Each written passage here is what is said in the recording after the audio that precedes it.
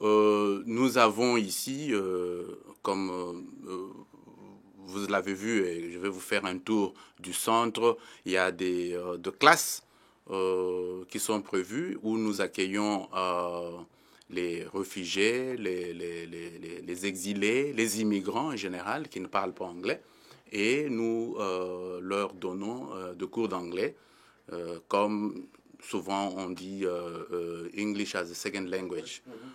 Donc nous leur donnons ce cours-là. C'est en fait, nous plaçons les gens suivant leur connaissance de l'anglais. Il y en a qui sont au niveau de beginners, c'est-à-dire les gens qui ne connaissent absolument rien. Il y en a qui sont au niveau intermédiaire, qui ont quand même des connaissances d'anglais. Et il y a des gens qui sont avancés, qui connaissent l'anglais, mais qui ont seulement besoin juste de un petit une petite aide juste pour se lancer dans la vie, comprendre comment le système, comme vous avez dit, naviguer, comprendre comment le système marche, et voilà quoi.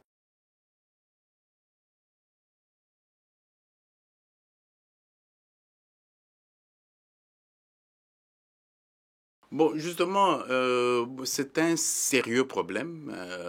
Nous avons des professionnels. Je crois que vous faites allusion, par exemple, au médecin. Quelqu'un qui a été médecin chez nous et qui arrive et qui, malheureusement, ne sait pas faire sa pratique de médecine ici parce qu'il faut des licences, etc.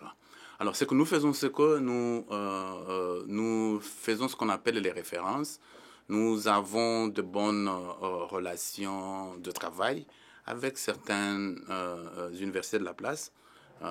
L'université de Boston, de Massachusetts par exemple, Boston University, c'est l'une des universités avec laquelle nous travaillons.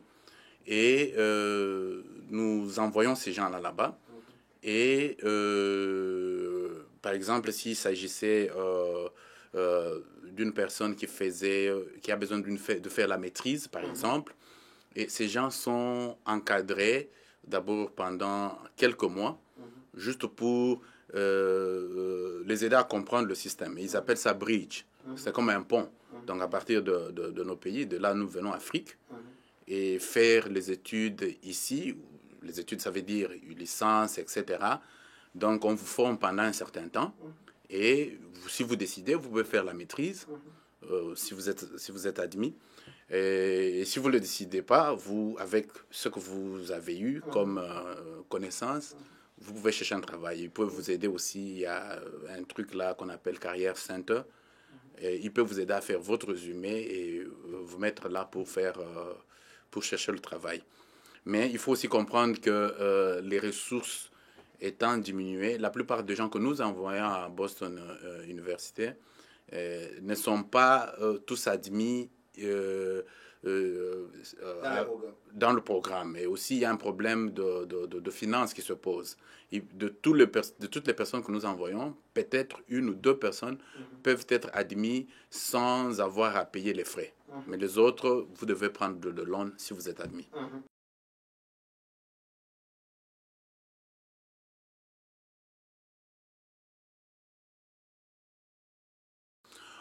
Bon, vous voyez d'abord le travail que nous faisons dans la communauté. J'aimerais que beaucoup de gens le comprennent. C'est d'abord un travail volontaire. Nous comptons beaucoup sur le volontarisme et vraiment par votre émission, nous vous remercions beaucoup pour être venus. Par votre émission, nous voulons donner un message, non pas seulement aux Congolais, aux Africains, mais aux Noirs qui nous écoutent en ce moment ou qui nous voient en ce moment, qui voient ce programme, pour qu'ils comprennent que le volontarisme est très important dans ce pays ici. Même quand vous allez appliquer pour un travail, quand à un moment donné, on va voir dans votre résumé s'il y a le travail là, communautaire. Si vous avez été volontaire quelque part, l'expérience que vous avez fait. Donc, pour répondre à votre question, nous avons de sociétés avec lesquelles nous travaillons. On va seulement parfois les gens n'ont pas ne citent pas leurs sources de trucs, mais nous avons par exemple certains fonds qui nous viennent de Bar Foundation, nous avons IAMS, Nous Et avons... du côté de l'État du Massachusetts? Bon, du côté de l'État de Massachusetts, nous avons certains fonds qui nous viennent de l'État de Massachusetts par l'entremise de programmes de réfugiés, Les réfugiés. de réfugiés pour faire le travail de prévention, le travail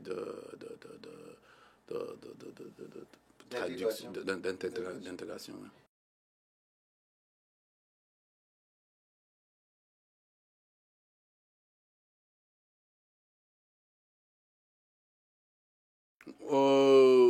En tout cas, il y a eu une vague de réfugiés qui étaient venus vers ces années-là. En fait, si je peux, déjà en 1960, en 1960, il n'y avait pas beaucoup de réfugiés congolais qui venaient ici. Les gens que nous avions ici, c'était souvent des étudiants qui étaient venus avec bourse d'études. Et il y en avait qui, après avoir terminé les études, ils décidaient de rester ou ils trouvaient un boulot. Et puis il y a eu la guerre. Il y a eu les guerres là qu'il y a eu au Congo, ouais, post-indépendance. Et on a commencé à voir des réfugiés qui venaient par-ci par-là. Et finalement, avec les guerres qui ont ravagé le Congo dernièrement, il y a eu quelques réfugiés, pas seulement ici à Massachusetts, mais aux États-Unis en général.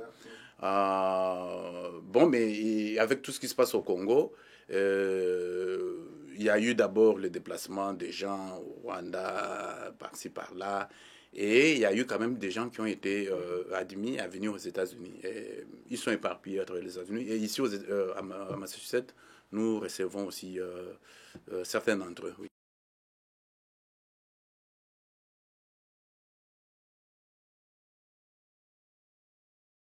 Je crois que il y a deux réponses à la question que vous me posez parce que je travaille dans ça, c'est mon domaine d'expertise.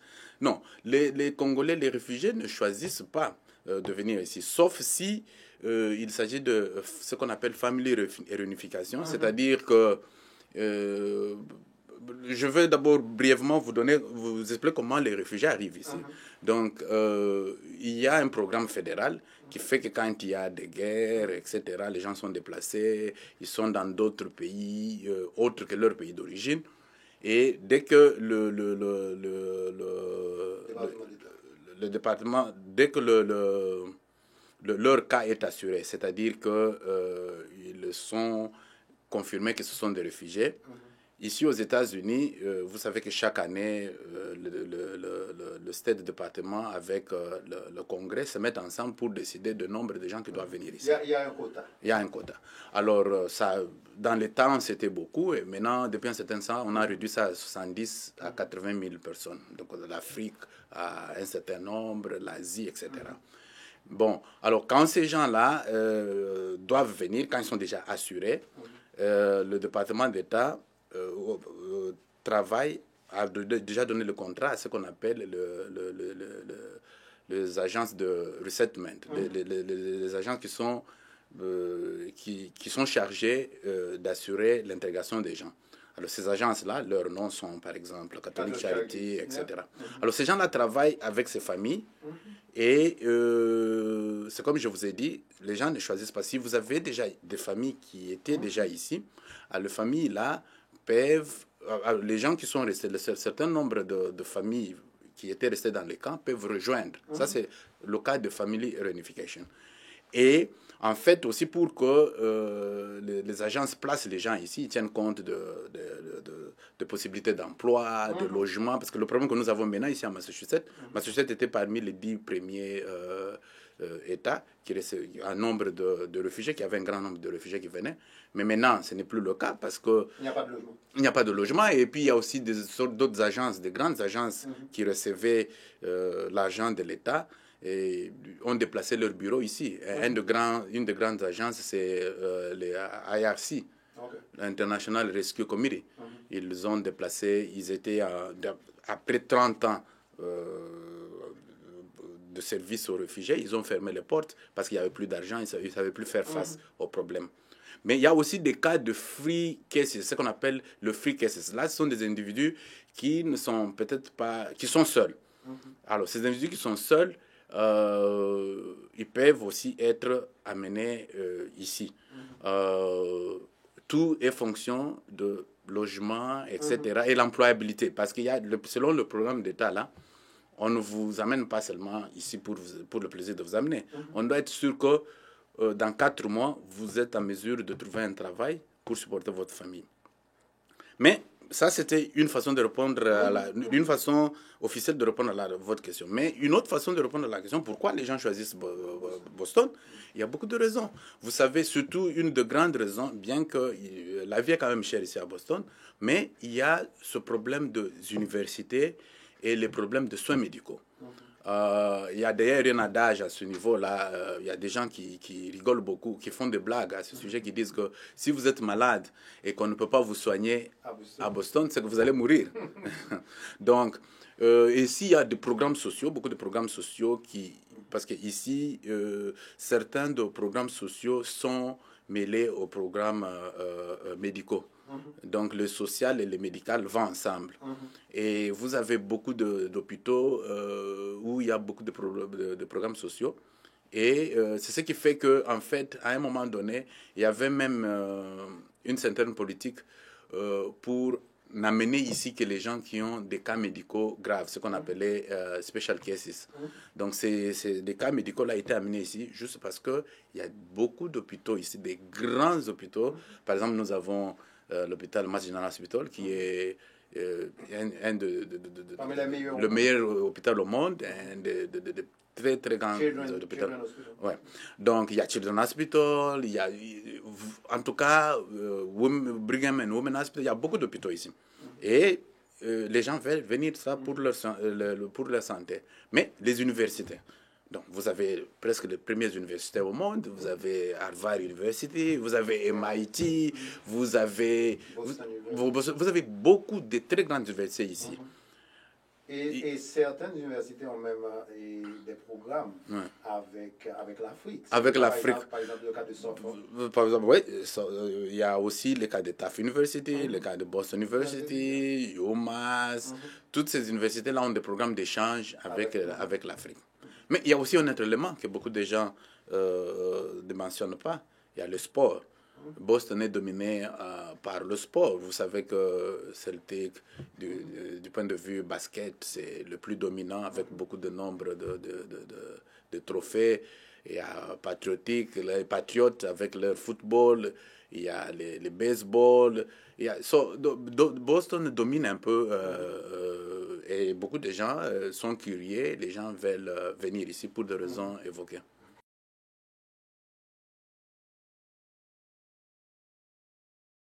Nous avons vraiment du succès. Nous sommes fiers du travail que nous avons vraiment réalisé. Il y a des gens qui sont venus ici avec vraiment pas un seul mot d'anglais. Et aujourd'hui, ils ont fini leurs études. Il y en a qui travaillent. Nous servons environ 50 à 100 personnes par année. Il y a des gens qui n'avaient pas de logis, qui se retrouvaient sur la rue. Nous avons travaillé avec eux, avec beaucoup de services qui sont ici. Ils ont trouvé de logements. Et les enfants sont à l'école. Et il y en a qui ont trouvé de boulot. Et il y en a qui suivent des soins comme il faut, qui étaient malades. Et vraiment, ils sont très, très contents. Et vraiment, nous sommes très, très fiers du travail que nous faisons.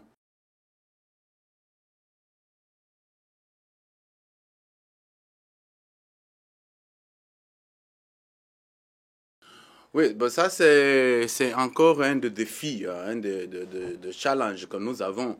Vous savez, à travers, nous avons un programme là où nous regroupons les Africains en général, ceux qui parlent français en particulier, Vous savez, les gens ici vivent dans des appartements, parfois ils sont isolés, ils n'ont pas de backyard.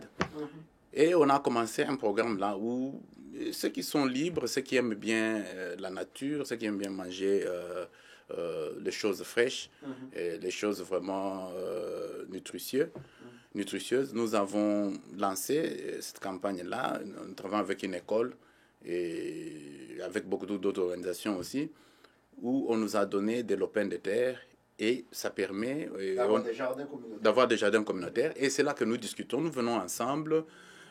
Ça produit vraiment des résultats positifs.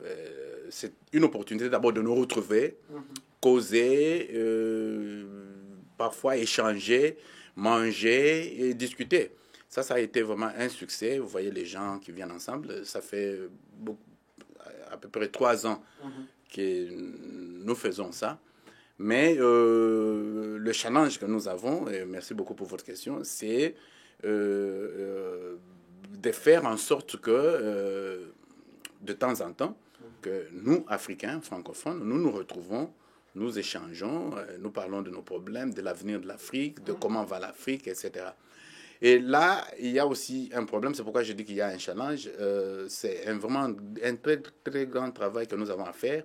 Parce que vous savez, venant de l'Afrique, nous avons des opinions différentes.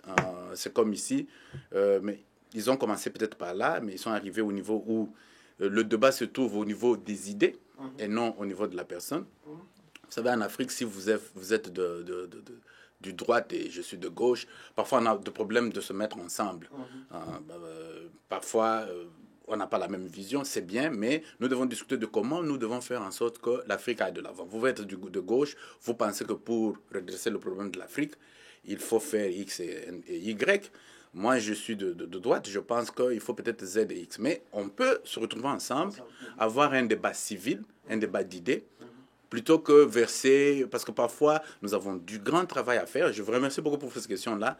C'est ça le challenge, parce que avec notre manière de voir les choses, il suffirait que nous nous retrouvons.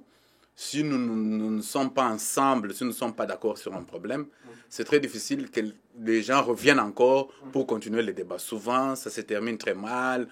Il y a des gens qui gardent rancune, etc., etc. Mais c'est un travail à faire et nous devons prendre nos responsabilités. Nous devons éduquer notre population. Et c'est ça ce que nous devons faire. Nous devons faire ça. Comprendre qu'un débat d'idées, c'est vraiment... c'est OK, c'est healthy, comme on dit en anglais. Merci beaucoup, Eric. Ah, mon cher, on peut...